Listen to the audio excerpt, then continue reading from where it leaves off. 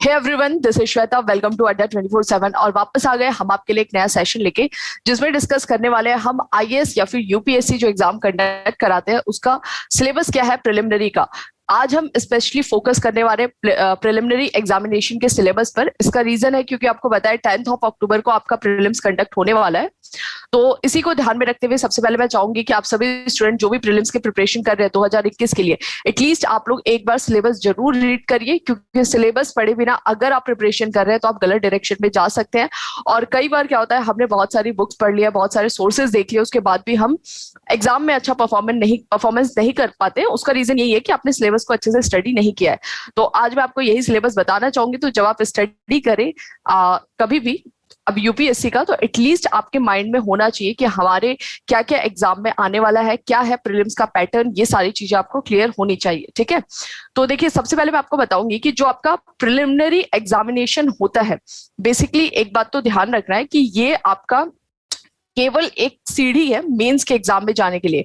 यानी प्रीलिम्स का जो आपका पेपर अगर आप पास करते हैं तो आप मेंस में जाएंगे, उस मार्क्स की कोई वैल्यू नहीं है ना, वो आपके मेंस की मेरिट में या फिर ओवरऑल जो आपकी मेरिट बनेगी मेंस प्लस इंटरव्यू, उसमें उसका कोई भी रोल नहीं होने वाला है। तो पहली चीज तो आपको ये ध्यान रखना है कि प्रीलिम्स किस तरीके से प्रिपेयर करना है और क्योंकि वो केवल आपको एक तरह से क्वालिफाई करना है मेंस में जाने के लिए। वहां पर आपकी बहुत ज्यादा प्रिपरेशन उस प्रीलिम ओरिएंटेड नहीं होनी चाहिए। बस एग्जाम से 2-3 महीने ही पहले आप प्रिलिमिनरी ओरिएंटेड प्रिपरेशन करिए, बाकी आपकी पूरी स्ट्रेटेजी मेंस को फोकस करते हुए होनी चाहिए। पहला पॉइंट।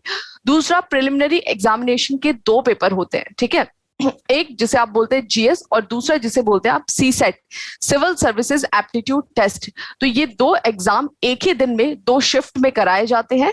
फर्स्ट शिफ्ट में आपका जीएस का पेपर होता है, सेकंड शिफ्ट में होता है आपका सीसेट या एप्टीट्यूड। देखिए यहां पर आपको एक और बात ध्यान रखनी है कि ये दोनों पेपर जो है इक्वली इंपॉर्टेंस होते हुए भी दोनों का अलग अलग रोल है। कैसे? तो आपका ये जो प्रिलिमिनरी में जीएस का पेपर होने वाला है, इस प्रिलिमिनरी के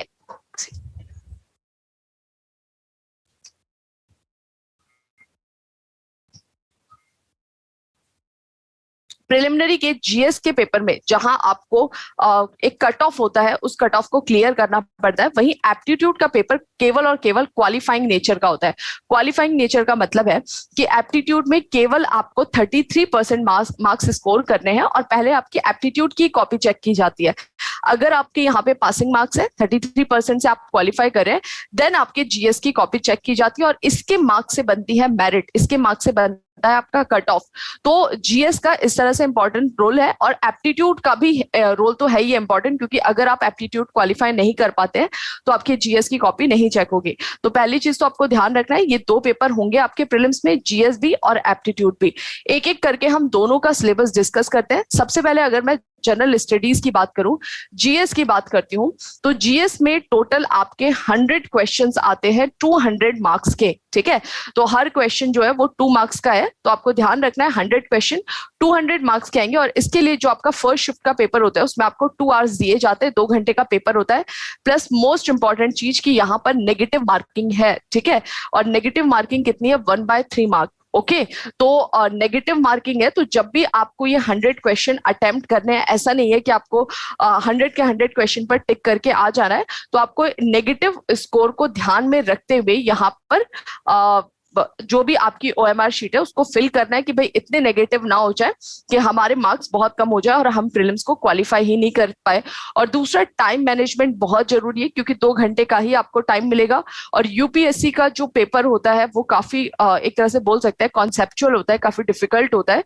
तो इस 2 घंटे में ही ये टाइम मैनेज करते हुए आपको 100 क्वेश्चन अटेम्प्ट करने होंगे 200 मार्क्स के। ठीक है, अब अगर हम इन 100 क्वेश्चंस की बात करते हैं जीएस के, जनरल स्टडीज के, तो इन 100 क्वेश्चंस का सिलेबस क्या है, मतलब कौन कौन से हमें सब्जेक्ट्स हैं, उनके कौन कौन से टॉपिक्स को हमें कवर करना है, पहले हम इसे डिस्कस कर लेते हैं। ठीक है, तो सबसे पहला most important, current events of national and international importance. तो ये यूपीएससी ने सिलेबस दिया है और यूपीएससी के सिलेबस में लिखा हुआ है कि आपका जीएस के पेपर में करंट इवेंट पूछे जाएंगे और ये सारे करंट इवेंट नेशनल और इंटरनेशनल दोनों ही होंगे। ठीक है, और अगर मैं करंट अफेयर के वेटेज की बात करूं तो ऑलमोस्ट 25 प्लस क्वेश्चंस जो है आपको करंट अफेयर्स से मिलते हैं यूपीएससी के एग्जाम में। और काफी कुछ ऐसा पोर्शन है, जैसे आप बात करें एनवायरनमेंट की, आप बात करें इकोनॉमिक्स की, तो ये भी करंट ओरिएंटेड ही पूछा जाता है। तो अगर आप इनको भी ऐड कर देंगे तो आपका 40 प्लस चला जाएगा, ठीक है। तो एटलीस्ट आपका इतने क्वेश्चन तो करंट अफेयर से हर साल ही पूछ रहा है यूपीएससी। तो करंट अफेयर्स आपका अच्छे से प्रिपेयर होना चाहिए, ये सिलेबस में बिल्कुल क्लियरली मेंशन है, आपको ध्यान रखना है। दूसरे अगर हम टॉपिक पर आते हैं जीएस पेपर के लिए, तो यहाँ पर लिखा है history of India and Indian national movement. तो आपको एक चीज तो ध्यान रखना है कि आपके प्रीलिम्स में वर्ल्ड हिस्ट्री नहीं पूछ रहा है, ठीक है।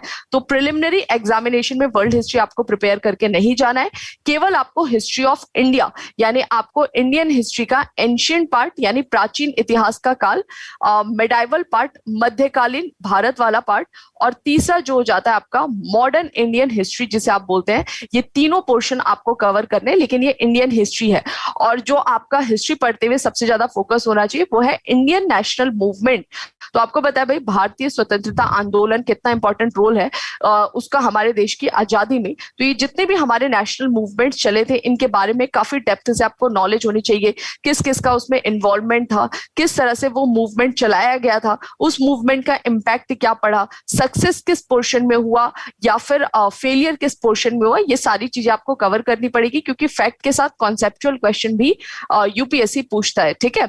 और नेक्स्ट अगर हम पोर्शन की बात करते हैं हिस्ट्री के बाद, वो है आपका इंडियन और वर्ल्ड ज्योग्राफी। तो जैसे हिस्ट्री में इंडियन हिस्ट्री ही पूछ रहा है, उसके ऑपोजिट ज्योग्राफी में इंडियन ज्योग्राफी के साथ साथ आपसे वर्ल्ड ज्योग्राफी भी पूछ रहा है। वर्ल्ड ज्योग्राफी का क्या मतलब है यहाँ पर, बेसिकली आप बोल सकते हैं फिजिकल ज्योग्राफी से रिलेटेड जो भी आपका क्लाइमेटोलॉजी हो गया, ओशिनोग्राफी हो गया, या फिर डिस्ट्रीब्यूशन हो गया फॉरेस्ट का, मिनरल्स का, रिवर्स हो गई, प्लेट्यूज हो गई, तो ये आपको पूरे वर्ल्ड का पता होना चाहिए, वर्ल्ड लेवल पर इन चीजों के बारे में। या जो भी आपके नेचुरल डिजास्टर हो गए, वॉल्केनिक एक्टिविटीज हो गई, या फिर हम बात करते हैं आपका सुनामी हो गया, अर्थक्वेक हो गया, तो इनका डिस्ट्रीब्यूशन वर्ल्ड लेवल पर कहाँ है, क्या कहाँ कहाँ पे इसका ओरिजिन हो रहा है, किस रीजन से हो रहा है, ये सारी चीजें आपको पता होनी चाहिए। तो इंडियन और वर्ल्ड ज्योग्राफी को पढ़ते हुए आपको किन पर्टिकुलर चीजों पर फोकस करना है, फिजिकल ज्योग्राफी, ठीक है, यही पर्वत पहाड़ मैदान, ठीक है, सोशल ज्योग्राफी और इकोनॉमिक ज्योग्राफी, यानी कि जब भी आप ज्योग्राफी स्टडी करेंगे तो आपका इन तीनों टॉपिक पर फोकस होना चाहिए किसी भी ज्योग्राफी के पोर्शन को पढ़ते हुए, फिजिकल, सोशल, इकोनॉमिक, ठीक है। क्योंकि क्या होता है कि हम एक ही पोर्शन पढ़ लेते हैं, काफी बच्चों को मैंने ऐसे देखा है, काफी स्टूडेंट्स को केवल फिजिकल ज्योग्राफी उनका अच्छे से प्रिपेयर होता है, सोशल इकोनॉमिक ज्योग्राफी पे वो फोकस भी नहीं करते हैं। तो एग्जाम में जब क्वेश्चन आता है तो वहां पर हमें लगता है कि भाई कहाँ से क्वेश्चन पूछ रहा है, ठीक है। तो आप अच्छे से स्टडी करेंगे तो यहाँ पर ये दो चीजें भी मेंशन है, इनको आपको फोकस करना पड़ेगा। प्लस जब आप इंडियन और वर्ल्ड ज्योग्राफी जो भी मैंने आपको बोला है कि डिस्ट्रीब्यूशन वगैरह, इनमें से कोई भी चीजों को स्टडी करते हैं तो आपको ध्यान रखना पड़ेगा कि ये सारी की सारी जो भी चीजें हैं ये आप मैपिंग के बिना नहीं कर सकते। तो आपका मैपिंग अच्छे से प्रिपेयर होना चाहिए। तो आप लोग एक ऑक्सफोर्ड का एटलस ले लेंगे और उससे आप इंडिया की मैपिंग यानी कि इंडियन मैपिंग और साथ साथ में वर्ल्ड मैपिंग अच्छे से कवर कर लेंगे, ठीक है। और इसमें आप चाहे तो हमारी हेल्प भी ले सकते हैं। हमारा एक चैनल है यूपीएससी अड्डा 24/7, वहां पर आपको मैंने मैपिंग के काफी एक पूरा प्लेलिस्ट बना हुआ है जहाँ पे काफी टॉपिक्स कवर किए मैपिंग के। आप वहां से इस मैपिंग के पोर्शन को अपने कवर कर सकते हैं। अदरवाइज आप एटलस रखिए, जो भी इंपॉर्टेंट न्यूज चल रहा है या जब भी आप ज्योग्राफी को स्टडी करें, बिना एटलस बिल्कुल मत। मेंस में इंडियन या वर्ल्ड ज्योग्राफी कुछ और आने वाला है, यही आपका मेंस का भी ऑलमोस्ट सिलेबस होता है। थोड़ा सा वहां पर अप्रोच चेंज हो जाता है हमारे पढ़ने का, हमारे प्रिपरेशन का, लेकिन टॉपिक सारे वही रहते हैं, ठीक है। तो जब आप मेंस में आप आंसर राइटिंग करेंगे, उस आंसर राइटिंग में भी मैपिंग आपके लिए बहुत हेल्पफुल होगा। क्योंकि जब आप ज्योग्राफी का कोई आंसर लिख रहे हैं, ठीक है, और आपने कोई फिजिकल फीचर बनाकर दिखा दिया, कोई मैपिंग पे लोकेशन दिखा दिया, जस्ट पेंसिल से ड्रॉ कर दिया, बहुत आपको उसमें एक्यूरेसी नहीं चाहिए, लेकिन उतने से ही आपका जो आंसर राइटिंग है वो उसका प्रेजेंटेशन बहुत इंप्रूव होता हुआ दिखाई देगा। और ऐसे आपको एक एक दो दो नंबर भी अगर एक्स्ट्रा मिल रहे हैं इस मैपिंग को इंक्लूड करने की वजह से, इस डायग्राम को इंक्लूड करने की वजह से, तो आप काफी अच्छा स्कोर कर जाएंगे मेंस के एग्जाम में। तो थोड़ा सा इस तरह का आपको अप्रोच रखना है जब आप ज्योग्राफी की स्टडी करेंगे। नेक्स्ट अगर मैं बात कर रहा हूँ इंडियन पॉलिटी और गवर्नेंस की, तो देखिए ये टॉपिक मैं खुद भी पढ़ाती हूँ, इंडियन पॉलिटी और गवर्नेंस। तो देखिए जब आप प्रीलिम्स का स्टडी करेंगे केवल इस पर फोकस करते हैं बच्चे, इंडियन पॉलिटी पे, गवर्नेंस को छोड़ देते हैं। और मैं आपको बता दूं, गवर्नेंस भी प्रीलिम्स का टॉपिक है। अगर आप इसे छोड़ते हैं तो एग्जाम में आपके यूपीएससी में इससे क्वेश्चन आना ही आना है। प्रीलिम्स में आपको क्वेश्चन आएगा गवर्नेंस से, आप कंफ्यूज हो जाते हैं, ठीक है। तो आपको अच्छे से स्टडी करना है सिलेबस को। यहाँ लिखा हुआ है इंडियन पॉलिटी प्लस गवर्नेंस, किस तरह से मैनेजमेंट किया जा रहा है वो भी आपको पता होना चाहिए। इसके अंदर में पर्टिकुलर क्या क्या चीजें कवर करनी है, कॉन्स्टिट्यूशन जो हमारे देश का संविधान है वो तो आपको पूरा पढ़ना ही है सॉरी इसके अलावा पॉलिटिकल सिस्टम को आपको अच्छे से पढ़ना है। पंचायती राज मोस्ट इंपॉर्टेंट टॉपिक है और यूपीएससी का भी फेवरेट टॉपिक है, तो पंचायती राज आपको प्रिपेयर करना है। पब्लिक पॉलिसीज जो भी लाए जाते हैं या फिर राइट्स हो गए, राइट रिलेटेड जो भी इश्यूज हैं, इन सारे टॉपिक पर आपको फोकस करना है। तो जब आप स्टडी करते हैं आप क्या करा करिए, हमेशा कभी भी पढ़ते हुए आपको ध्यान रखना है कि जितने भी आपके टॉपिक्स है, जब भी आप इन्हें स्टडी करते हैं आपको एक एक सिलेबस के टॉपिक को उठा के डिटेल से पढ़ना होगा, ठीक है। तो ये थोड़ा सा आपको ध्यान रखना होगा एग्जाम के पॉइंट ऑफ व्यू से, ठीक है। चलिए भाई आगे आ जाते हैं हम पॉलिटी के बाद। नेक्स्ट आपका टॉपिक है इकोनॉमिक एंड सोशल डेवलपमेंट, ठीक है। तो इकोनॉमिक्स का कवर होगा। तो इसमें हमें पर्टिकुलर किन किन टॉपिक पर फोकस करना पड़ेगा, सस्टेनेबल डेवलपमेंट हो गया, पॉवर्टी हो गया, इंक्लूजन हो गया, डेमोग्राफिक्स हो गया, सोशल सेक्टर इनिशिएटिव्स, ठीक है। तो ये तो टॉपिक हो गए इसके। तो जब आप प्रीलिम्स का प्रिपरेशन करेंगे इकोनॉमिक्स का, तो आपको इन चीजों को ध्यान में रखते हुए पढ़ना पड़ेगा। प्लस आप लोग एक बार डिटेल सिलेबस भी देख लीजिएगा। डिटेल सिलेबस में और ज्यादा डिटेल से इंफॉर्मेशन दी गई है, पर्टिकुलर एक एक टॉपिक वहां पर इंक्लूड किए गए हैं। तो जिस भी आप सोर्सेस से पढ़ रहे हैं, चाहे आपका किसी भी स्टैंडर्ड कोचिंग का मटेरियल हो गया या फिर बात करें हम कोई भी स्टैंडर्ड बुक हो गई, तो आप कभी भी स्टडी करते हुए रैंडम पहले पेज से लास्ट पेज तक पढ़ने मत लगिएगा। हमेशा आपका यही अप्रोच होना चाहिए कि जब भी हम स्टडी करें, स्टडी करते हुए हम सिलेबस को अपने सामने रखें और उस सिलेबस को ध्यान में रखते हुए उस बुक से या उस पर्टिकुलर सोर्सेस से हम उन टॉपिक्स को कवर करें। अगर आपका कोई ऐसा टॉपिक है सिलेबस में जो आपके उस बुक में नहीं मेंशन है, उस कोचिंग के मटेरियल में नहीं मेंशन है, तो आप जाइए, आप गूगल करिए और उससे रिलेटेड पूरे टॉपिक का अपना एक शॉर्ट नोट्स बना लीजिए। क्योंकि अगर आप एक भी टॉपिक मिस कर रहे हैं सिलेबस का, तो ये आपकी गलती होगी, क्योंकि एग्जाम में वहां से क्वेश्चन आने के चांसेस है, ठीक है। चलिए आगे बढ़ जाते हैं हम। नेक्स्ट है आपका जनरल इश्यूज ऑफ एनवायरनमेंट। देखिए पहले जो है एनवायरनमेंट ज्योग्राफी में ही इंक्लूड हो जाता था, साइंस में ज्योग्राफी में कुछ पोर्शन आ जाता था, लेकिन अभी क्या हो गया कि एनवायरनमेंट इतना बड़ा मुद्दा बन चुका है, क्योंकि आपको पता है भाई क्लाइमेट चेंजेस की वजह से कितनी सारी प्रॉब्लम फेस करनी पड़ रही है, चाहे नेशनल लेवल पर चाहे इंटरनेशनल लेवल पर। तो इसको एक अलग सब्जेक्ट का जगह दे दिया है। तो कभी भी आप लोग एनवायरनमेंट को स्किप मत करें। बहुत से स्टूडेंट्स जो होते हैं वो बेसिकली कोर सब्जेक्ट में हिस्ट्री, ज्योग्राफी, पॉलिटी, इकोनॉमिक्स को मानते हैं और आप एनवायरनमेंट को स्किप करते हैं। तो एनवायरनमेंट से काफी क्वेश्चन पूछे जा रहा है यूपीएससी स्पेसिफिक। अगर मैं इसके पोर्शन की बात करूं तो क्लाइमेट चेंजेस से रिलेटेड क्वेश्चन, बायोडायवर्सिटी से रिलेटेड क्वेश्चन, और यहाँ पे ये एक टॉपिक दे दिया है केवल क्लाइमेट चेंज, बायोडायवर्सिटी। लेकिन अगर आप इसको डिटेल से देखेंगे, इसका डिटेल सिलेबस देखेंगे, तो इसके अंदर में बहुत सारे आपके सब टॉपिक्स मेंशन किए गए। तो इनको आपको अच्छे से प्रिपेयर करना है। और एनवायरनमेंट पढ़ते हुए आपको थोड़ा सा देखो, वैसे तो अभी कोविड की वजह से 1-1.5 साल से बहुत कुछ समिट वगैरह नहीं हुए हैं, जो भी हुआ है वो वर्चुअल समिट ही है, तो आपको इतना ज्यादा कुछ करंट अफेयर मिलने वाला है नहीं। लेकिन फिर भी आप करंट से इसको अपडेट कर लेंगे। कोई पर्टिकुलर डे है, अगर उसको सेलिब्रेट किया जा रहा है जो एनवायरनमेंट से रिलेटेड है, तो उसकी थीम क्या है, तो आपको ध्यान रखना पड़ेगा कुछ थीम वगैरह, या वो किस पर्टिकुलर कंट्री ने उसको प्रिसाइड किया था, कौन उसका अध्यक्ष बना था, या फिर नेक्स्ट ईयर वो कहां पर सबमिट किया जाएगा। तो ये कुछ क्वेश्चंस को आपको ध्यान रखना है। एग्जाम में इससे रिलेटेड क्वेश्चन पूछा जाता है, क्या इंडिया में आने वाले समय में ऐसा कोई सबमिट किया जाना है। तो एनवायरनमेंट करते हुए आपको ये थोड़ा सा फैक्चुअल पोर्शन करंट से प्रिपेयर करना होगा, ठीक है। लास्ट हमारा देखेंगे जनरल साइंस। देखिए जनरल साइंस जो टॉपिक है, ये जनरल साइंस टेक्स्ट सब इसी में इंक्लूड हो जाता है। तो बेसिकली इसमें आपको मतलब कोई अलग से बुक वगैरह पढ़ने की जरूरत नहीं है। जनरल साइंस में आपका फिजिक्स, केमिस्ट्री, बायोलॉजी आ जाएगा, टेक्नोलॉजी भी इसी में इंक्लूड है। तो आप क्या करिएगा, सबसे पहले बायो प्रिपेयर करिएगा, क्योंकि बायोलॉजी जो है हर एक एग्जाम जो भी सिविल सर्विसेज के लिए कंडक्ट कराए जाते हैं, चाहे सेंट्रल लेवल पर चाहे स्टेट लेवल पर, उसमें बायोलॉजी जो है वो फेवरेट टॉपिक होता है इन एग्जाम्स का। तो आप बायो से अच्छे खासी प्रिपरेशन करिए, इसको पहले आप प्रिपेयर करिए, देन फिजिक्स, देन केमिस्ट्री, ठीक है। और इसके लिए आपको कुछ ज्यादा सोर्सेज उठाने की जरूरत नहीं है। 6 से लेकर 10th तक की आप एनसीईआरटी अच्छे से कवर कर लीजिएगा, ठीक है। ये आपके लिए इनफ हो जाएगा। इसी को आप मल्टीपल टाइम्स रिवाइज करिएगा।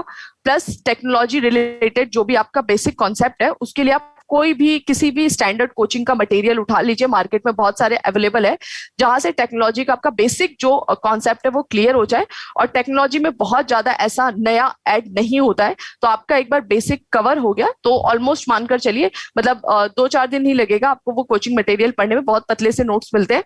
उसके बाद से आपका ये जनरल साइंस पूरा कंप्लीट हो जाएगा। ठीक है, अब देखिए ये तो रही हमारे पेपर 1 की बात, और पेपर 1 का मैंने आपको पूरा यूपीएससी का सिलेबस डिस्कस कर दिया कि क्या क्या आने वाला है, कहाँ कहाँ से टॉपिक से किन किन टॉपिक से पर्टिकुलर क्वेश्चन पूछे जाते हैं।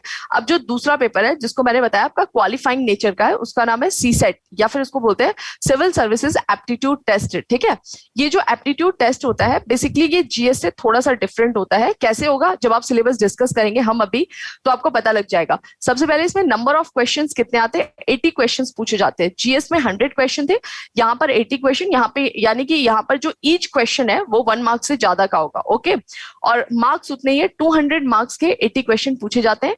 यहाँ पर भी सेम नेगेटिव मार्किंग है, तो जब भी आप एप्टीट्यूड का पेपर देंगे, अगर कोई ऐसा है जो ह्यूमैनिटी से बिलोंग करते हैं, जो भी बच्चे ऐसे उस सब्जेक्ट से, फॉर एग्जाम्पल आपका आर्ट्स बैकग्राउंड रहा है और आपका बहुत ज्यादा कमांड नहीं है, जैसे होता है रीजनिंग वगैरह या किसी पर्टिकुलर टॉपिक पर, तो आप लोग को थोड़ा सा क्वेश्चन करते हुए इस नेगेटिव मार्किंग को ध्यान रखना है, क्योंकि यहां से कोई आपका कट ऑफ बनना नहीं है। तो आपको 80 में से 80 क्वेश्चन नहीं करके आना है, आप ऑलमोस्ट 40 का टारगेट रखिए कि 40 प्लस हमारे ठीक हो जाए। तो बहुत ज्यादा क्वेश्चन मत करिएगा, क्योंकि अगर आपने ज्यादा कर दिया नेगेटिव हो गया, अगर आपका ये क्वालिफाई नहीं होता है तो जीएस आप कितना भी अच्छा करके आ जाए कोई उसकी वैल्यू नहीं होगी। तो इसमें थोड़ी सी आपको स्मार्टनेस दिखानी है।